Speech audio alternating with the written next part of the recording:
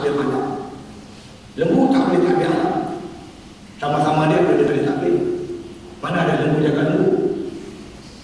Kita bilang 3 ekor lembu, nanti lembu, aku nanti ambil itu. Hantarlah aku ayam lain. Tak boleh. Lembu tak boleh jaga lembu. Orang boleh jaga lembu. Pasal lembu dia tak apa-apa.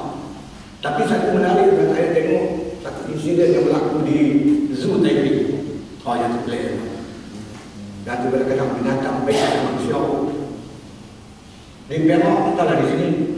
Di Perak tuan, antara masalah kami di Perak, keluar tanpa banyak. Keluar banyak orang. Dia datang sekolah saya tu, dia bergaya. Bayar-bayar semua macam. Saya buat kopok. Saya buat kopok, antara cara saya jemur kopok, saya buat satu bangunan. Kemudian punggung dia yang dia jernih, polistrin yang transparent tu. Bayar matahari tikam, masuk ke dalam panas. Saya buat kopok lah. Dia mari tengok nampak kopok dia dah empuk-empuk. Dia dah pecah habis punggung. Maka saya dapat satu idea. Bicara limau. Bukan limau tu. Limau mana patut tu. Limau putih memang boleh aku. Limau besar. Kalau di Perak, saya kuat 200. Jadi kat padang besar, saya kuat 100. Kena buah limau tu, orang banyak lah. Alhamdulillah. Jadi kalau ada punca di Perak, nampak banyak. Zoo Taipei angkat kerang. Dia bungkus satu buku tu lah. Dalam tu dia buat pisang. Bila kerang masuk, tak boleh nak keluar. Dah penuh, dia ambil trailer, dia bawa pergi. Dia buang ke hutan limau.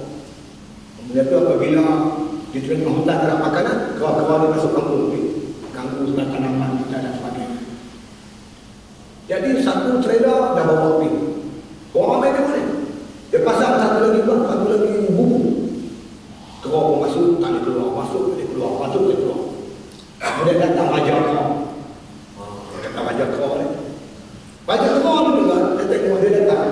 Dia besar pada kerang ni. Dia tahan injak. Dia masuk, dia tahan injak. Dia tolak injak.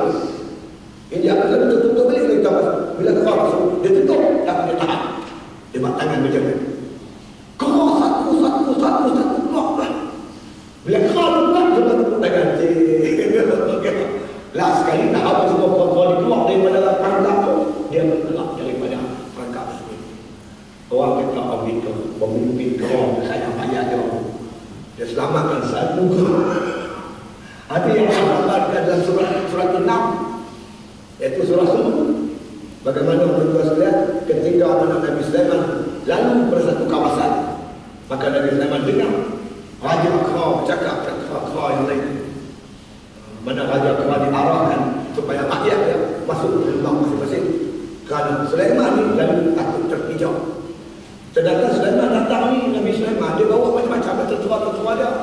Bawa komai, bawa gula, bawa keropok Tak ada pula Raja Kerang kata, wahai rakyat, keluarlah kata ramai kamu mengutip segala bawa gula, keropok yang jatuh daripada kalang tentera Sulaiman. Dia tak kata macam tu. Dia kata masuk ke bangku. Bila tentera Sulaiman semua pergi, tahu keluar ramai makan keropok tadi, makan gula tadi. Inilah yang dikatakan Raja Semut. Jadi semut tuan-tuan dia lebih bijak menjaga keselamatan tentera-tentera rakyat-rakyat yang bernama semut. Kalau kita tak pandai jaga, maka kita teruk pada semut. Kita ada begitu. Ya contoh. Jadi bila kita sahabat yang dirahmati Allah Subhanahu sekalian, mari kita ambil beberapa contoh dalam Al-Quran. Ini sindiran-sindiran yang cukup tajam. Banyak tadi yang saya sebut. Manusia bisa berdasar daripada alam. Contoh sebut saja apa dalam alam. Semua ada pada manusia. Cuba lihat. Kalau tuan tengok bukit bukau di mana, macam mana bukit bukau tu dia boleh tegak macam tu? Kalau bukit bukau kadang-kadang ni dia ada rangkau. Dalam tu ada besi-besi batu-batu yang pecah, yang menjadi pasak bumi. Begitulah dengan tubuh pada kita yang jadi macam berbentuk macam dalam dia ada tulang rangkau yang dijadikan oleh Allah Subhanahu wa Ta'ala. Kalau kita sebut tentang matahari, dalam diri kita ada matahari. Bukan matahari itu ada, sifat matahari. Matahari itu dia menyinari alam.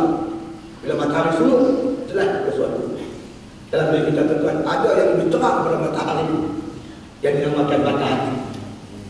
Bukan setakat nama boleh nampak yang makin, dia boleh nampak alam kubur, dia boleh nampak syurga, dia boleh nampak neraka. Bila matahari panas kita terang, dia nampak neraka, dia tak berani buat dosa tuan maksiat. Dia nampak jelas syurga. Ini menghairahkan dia untuk taat kepada Allah Subhanahu wa taala. Dia nampak dengan mata hati manusia tak ada haula, tak ada kuat, manusia tak ada kekuatan. Maka dia berani berjihad menentang manusia yang zalim atau melakukan kenerhakaan atau musuh-musuh Allah di atas muka bumi Allah Subhanahu wa taala itu. Tuan-tuan biasa dengan pantun. Dalam semua ada duri ayam kuning buat sarang. Orang tomak selalu rugi macam anjing dengan bayang-bayang. Saya tunggu kami tunggu dahulu pula. Itu pantun anjing. Anjing ini ibaratkan manusia tomak. Dia tomak ni orang tomak selalu rugi. Anjing ini gugur satu tulang. Dia lintas ke satu jambatan. Dia nampak di bawah jambatan itu ada air. Dalam air itu ada bayang anjing yang sedang menggugur tulang. Anjing itu dia ada bayang dia. Dia sedang dalam air anjing. Maka dia nak ambil tulang dekat bayang tu. Dia buka mulut dia, maka tulang menjadi. Jadi diibaratkan orang yang rugi ni macam anjing dengan bayang-bayang. Berapa ketul tulang anjing ni tomak. Dia ada satu ketul, dia tomak seketul dia ni. Manusia tuan, kalau dia tomak, diibaratkan anjing macam tulang tadi. Tapi bukan anjing setamak tomak dia, dua ketul tulang. Manusia pada tomak bukan dua ketul tapi tuan. Satu trailer dia tu. Satu trailer tulang pun dia tu. Lebih teruk daripada anjing. Nak sebut macam tu je. Tapi bila kita cerita macam ni, orang kata kita kata orang anjing pula dah. Oh payah. Macam ni payah apa? Tetap sebut apa? Tuan-tuan kata tumbuh-tumbuhan. Muka bumi ni ada sebab muka bumi pada manusia. Bumi ni tempat tumbuh-tumbuhan. Maka sifat bumi ada pada badan kita. Badan kita ni tempat tumbuh segala rambut-rambut, bulu-bulu. Yang tumbuh dalam bumi itu, orang panggil tumbuh-tumbuhan. Rambut, janggut, bulu kita semua didapatkan. Ibarat macam tumbuh-tumbuhan. Kalau alam kita pada sungai, sungai itu mengalir air. Dia pergi ke mana? Pergi ke dalam. Tubuh kita ni penuh dengan pembuluh-pembuluh orang yang mengalirkan darah. Ini akhirnya pergi ke jantung. Di situ tempat berkumpul darah-darah dan sebagainya. Dah sebutlah buah. Angin tersebut kencang. Kalau kena pokok-pokok tumbang, kena rumah-rumah runtuh. Manusia pada sifat angin ribut. Panas, darah, kendawan darah. Habis orang tu buat lagi. Habis semua kena apa-apa tu. Ada orang kata syurga pun ada. Sifat syurga dekat kita. Sifat neraka pun ada pada kita. Syurga dia waktu syurga dia tenang. Begitulah orang yang ada kata hatinya tenang dengan Allah ibarat dia memiliki syurga. Liman qaba maqama rabbih jannatan. Dua syurga yang Tuhan bagi orang yang takut pada Tuhan dia. Di dunia adalah syurga jannatul ajila. Syurga yang disebutkan jiwa tenang, tenteram, tak perlu kesal, seronok dengan Tuhan, beribadah masalah dan sedar. Ini dia makan syurga. Sifat neraka pada dalam kita. Orang dalam neraka bukan dia senang, gelisah, tak tahu apa, sakit yang makan. Betul juga tentang bila jiwa ni, hati ni tak kenal Tuhan. Dia hidup dalam ketemu ke bumi ni keluh kesah, tak tentu apa. Uji sikit dia tak ada tu. Saya orang ni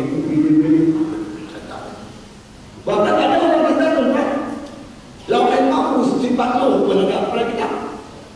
Lauhan mahfuz sifat simpanan segala khazanah itu semua tersimpan di lauhan mahfuz. Begitulah manusia ni kalau Allah angkat dia buat lebih daripada itu ada pada dia. Tersimpan di dalam ayat suci Al-Quran Karim. Mana dia ilmu lebih tentang Al-Quran? Dia boleh hafal Al-Quran. Dia boleh hafal ribu-ribu hadis. Mana seluruh khazanah itu ada pada diri dia. Maka dikatakan sifat roh mahfuz ada